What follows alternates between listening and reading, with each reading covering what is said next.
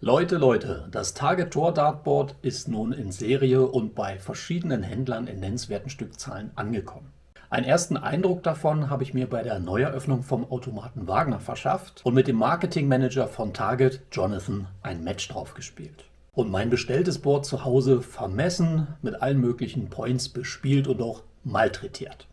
Und was soll ich sagen? Die Ergebnisse sind nochmal ganz anders als angenommen. Ist es nun ein empfehlenswertes Dartboard oder nicht? Die Antwort gibt's in diesem Video.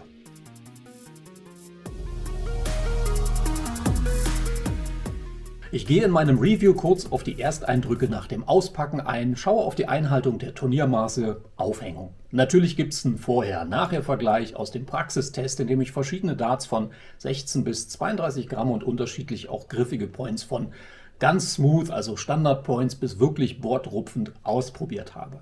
Und für alle, die vielleicht neu auf diesen Kanal gekommen sind, erstmal herzlich willkommen. Und wenn du meine Dartboard-Reviews noch nicht kennst, alle Ergebnisse kommen in die Dartboard-Test-Tabelle nach gleichen gewichteten Kriterien. Das heißt, am Ende gibt es eine Gesamtwertung und so kann ich dann Aussagen treffen zu sehr gut, gut, befriedigend und so weiter. Aber es lassen sich dann auch Dartboards untereinander vergleichen.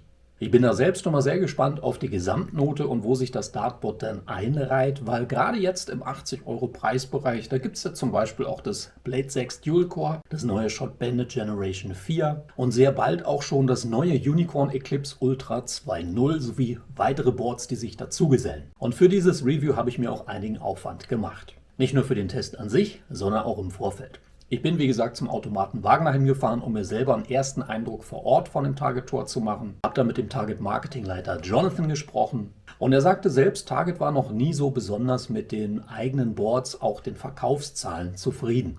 Wie hat das gesagt, à la James Wade? Rubbish. Und das Esper ist nun mal ein bretthartes Board und die Verkaufszahlen hängen den Erwartungen deutlich hinterher. Und das sollte jetzt mit dem Tor anders werden. Darum haben sie vorab selektierte Boards promoted und waren auf Händlertour in Deutschland, damit die Leute halt auch Bock drauf behalten, solange es jetzt noch nicht ausgeliefert wird und Target auf der anderen Seite aber auch direktes Kundenfeedback mitnehmen kann. Finde ich absolut nachvollziehbar.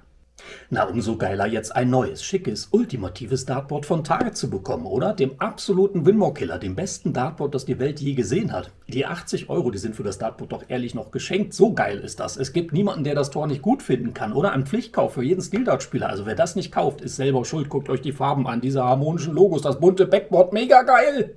Na, jetzt im passenden positiven Mut? So einfach ist das sprachlich in den Himmel zu loben, ohne irgendeinen Nachweis zu bringen.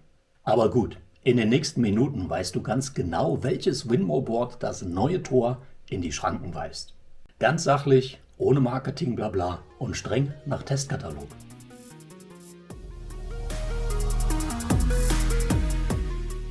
Ein neues Tor aus der Verpackung sieht zweifellos schön und stimmig aus. Gleichmäßige Farben, gleichmäßiges Sisal in den hellen wie auch dunklen Bereichen, symmetrische Logos, sodass es beim Drehen immer gleich aussieht, schmaler, aber auch noch gut ablesbarer digitaler Zahlenring.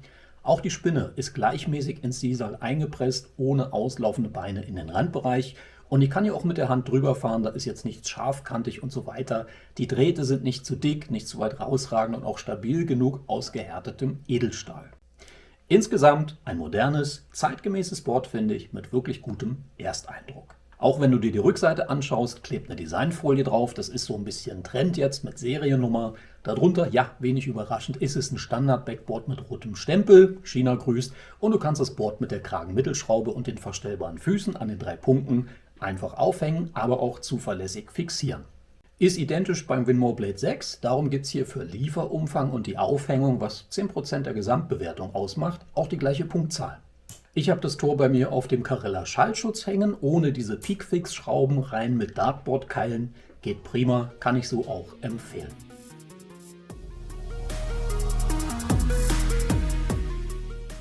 Schaue ich auf den Randbereich, Farben, die Logos und den Zahlenring, das macht das weitere 10% der Gesamtnote aus. Und auch wenn ich persönlich lieber so schmale, weniger präsente Logos wie beim Esper gesehen hätte, für den Testkatalog zählt nur, ob es ein runder analoger oder digitaler Zahlenring ist, er zuverlässig klemmt und gut ablesbar ist, ohne in die Logos zu ragen. Das ist hier alles gegeben. Der Ring ist nicht Scolia-kompatibel, wofür Target an der Stelle jetzt nichts kann, aber das ist hier die kleine Einschränkung. Mit dem Omnicell-System geht's natürlich. Wichtig sind natürlich auch die Einhaltung der Turniermaße sowie auch mal die Spinne und das Bullseye genauer anzuschauen. Das macht bei mir hier 15% der Gesamtnote aus. Und auch hier kann ich es schnell zusammenfassen. Die Turniermaße sind eingehalten. Spinne gut, nicht so super flach wie bei einem Shot jetzt ins Sisal eingelassen, aber auf einem Niveau eines Blade 6. Bull bei meinem Board ist ganz leicht out of center, aber eben nicht über den kritischen Bereich von mehr als 0,5 mm. Das ist auch kein offizielles Maß, das habe ich definiert, weil man so einen halben Millimeter Abweichung mit bloßem Auge aus Oki-Abstand auch wahrnehmen kann. Genauso wie du dann zum Beispiel eine Welle im Singledraht sehen würdest. Es gibt nur zwei kleinere Sachen, die bei näherer Betrachtung auffallen. Der äußere Rand der Trippelfelder, der hat immer so einen ganz leichten Bogen. Das ist also nicht so durchgängig kreisförmig, sondern hat so leichte Wellen pro Segment. Und die Doppel sind definitiv schmaler als die Triple, also in der Höhe. Die Höhe der Doppel beträgt im Schnitt nämlich 8,2 mm und bei den Triples sind es 9,1. Das ist ähnlich wie bei einem Goat Everscore Next Level Board, wo die Höhe der Triple und Double auch variiert. In diesem Punkt muss man sagen, ist Winmau immer eine Bank. Absolut gleichmäßige Höhen, eigentlich immer perfekte Rundungen.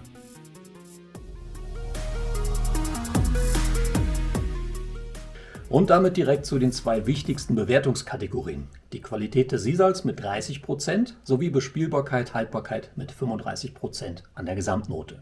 Und hier spiele ich auch nicht einfach nur Darts über das ganze Board mit ein und derselben Spitze. Am Ende sind es rund 10.000 gespielte Darts und ich nehme zu Beginn für je 200 Aufnahmen 20er, 18er, 10er, 19er wie auch das 8er Segment vor und bespielt es dann jeweils mit einem ganz bestimmten Spitzentyp. Von Standard Points, also smooth und glatt, über leichten Board Grip, ich spiele Conversion Points bis hin zu ganz bewussten Board Rupfern. So sehe ich dann die Auswirkungen der jeweiligen Points, kann auch die Bouncer zählen und ebenso schauen, ob der Draht irgendwo angefressen ist, ob der eine Welle kriegt und so weiter. Auch das Bull wird von mir mit mehreren hundert Dart-Treffern beackert. Auch das Bull wird von mir mit mehreren hundert Dart-Treffern beackert, mit leichten 16 Gramm Darts wie auch 32 Gramm schweren Bomben. Im Wesentlichen, muss ich echt zugeben, bin ich positiv überrascht. Und das insbesondere durch den Vergleich und die jüngsten Erfahrungen mit dem enttäuschenden Shot Bandit Generation 4 wie auch dem Bulls Advantage 701, die beide optisch genauso schick aus der Verpackung kommen, aber beim Bespielen ganz schnell Federn, eigentlich auch Sisalfasern fallen lassen. Und auch beim Tor merkt man, dass das Sisal nicht mehr die Güte hat, wie es so vor 2-3 Jahren noch der Fall war. Großes Aber. Das Board ist dichter gepackt vom Sisal. Damit ist es weicher als das S-Bar, aber auch ein kleines bisschen härter als eine Blade 6 Dual Core. Finde ich genau richtig, denn so verhält sich das Board an sich, ich sag mal, erwartungsgemäß. Und das könnt ihr hier an den Videos auch prima nachvollziehen. Na logisch, spiele ich normale Points auf der 20, dann sieht das Board lange Zeit immer noch prima aus. Dann hält jedes Board möglichst lange. Spiele ich aber zum Beispiel Nano-Points mit etwas mehr Grip, die ich hier auf dem 18er Segment gespielt habe, dann zeigen sich natürlich deutlich mehr Spuren. Drahttreffer zerfressen hier auch die Spinne so ein bisschen. Das Schwarz geht so ein bisschen raus und die hellen Felder kriegen dafür Schattierungen. Aber das ist alles im Rahmen. Eine Eigenart vom Tor scheint hier lediglich zu sein, dass auch diese kleinen grünen und roten Pigmente jetzt in den hellen Feldern zu sehen sind. Vielleicht kriegt das Target in späteren Chargen auch noch etwas in den Griff. Was mir gut gefällt, sind die Ergebnisse mit diesen eingekerbten Caliburn Points, die Han H2 heißen sie, glaube ich, auf dem 10er Segment. Und auch das Spielen mit Soft Darts und recht griffigen 180 Conversion Points im 19er Segment. Da gibt es nichts zu bemängeln. Die Spitzen halten gut, aber die Felder rupfen hier auch nicht komplett raus. Sieht alles wirklich top aus. Und natürlich habe ich hier für den Test auch mal ganz bewusst auf dem 8er Segment mit wirklich üblen Bordrupferspießen gespielt. Also das soll hier richtig schonungsloser Belastungstest sein. Und wo ich aber bei anderen Boards frühzeitig aufhören konnte, weil du da wirklich schon ein Büschel rausziehen konntest, ist das Segment hier ganz klar am meisten in Mitleidenschaft geraten. Sind Löcher drin, Sisal raus. Auch das erstmal wenig überraschend, aber es hat soweit gehalten. Was ich hier jetzt aber auch deutlicher sehe und vorher eher bei den anderen Segmenten anfing gerade mal so zu erahnen. Hier hat der Singledraht jetzt so eine ganz leichte Welle bekommen und man sieht hier auch ganz genau das, was ich bisher bei allen Dartboards mit jetzt nicht in den Randbereich auslaufender Spinne gesehen habe. Der Bogen aus dem Doppelfeld außen geht raus. Das scheint mir beim Tor daher zu kommen, dass sich halt die dünne Lippe des Drahtes jetzt durch Treffer innen wie außen am Draht wohl verformt, sodass es dann irgendwann außen einfach ein gerades, glattes Ding wird. Aber gut, für die Tests bin ich jetzt damit durch, aber genau diese Ansätze zeigen dann, was ich nach längerem Bespielen bei dem einen oder anderen, je nachdem, was ihr für Darts nehmt, was ihr für Points spielt, wie häufig ihr das bespielt, früher oder eben später dann auch zeigen kann. Wenn ich es zusammenfassen soll, dann sind für mich die Anfälligkeiten bei dem Board auf längere Sicht die Verfärbungen mit Pigmenten in den hellen Feldern und eben mögliche Verformungen der Spinne. Bei allem anderen würde ich sagen, hat Target einen wirklich guten Job gemacht und bietet insgesamt auch ein empfehlenswertes Dartboard an. Und dann komme ich dann zum Fazit und meiner Gesamtbewertung.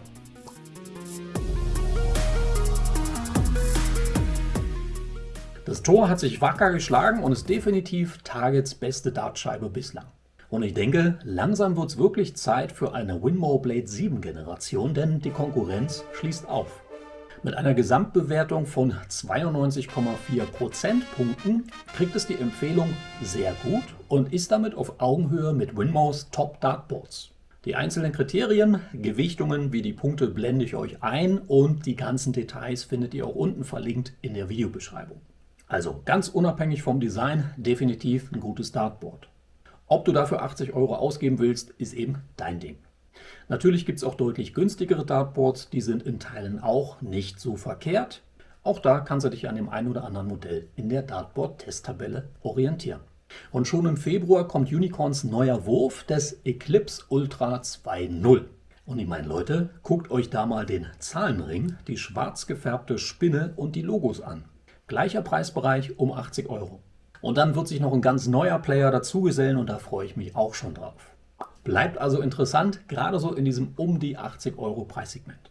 Also liebe Dartsport-Freunde, das war mein ausführliches Review zum Target Tour Dartboard. Wenn es dir gefallen hat, freue ich mich über einen Like oder auch ein Abo. Willst du mehr auch über andere Dartboards im Vergleich wissen, dann schau mal dieses verlinkte Video zum Beispiel an. Und unten in die Videobeschreibung, da packe ich immer sämtliche Testdaten, aber auch aktuelle Angebotslinks. Das war's von mir mit diesem Video. Bis zum nächsten Mal. Danke fürs Reinschauen. Tschüss, ciao, good Darts, euer Olli.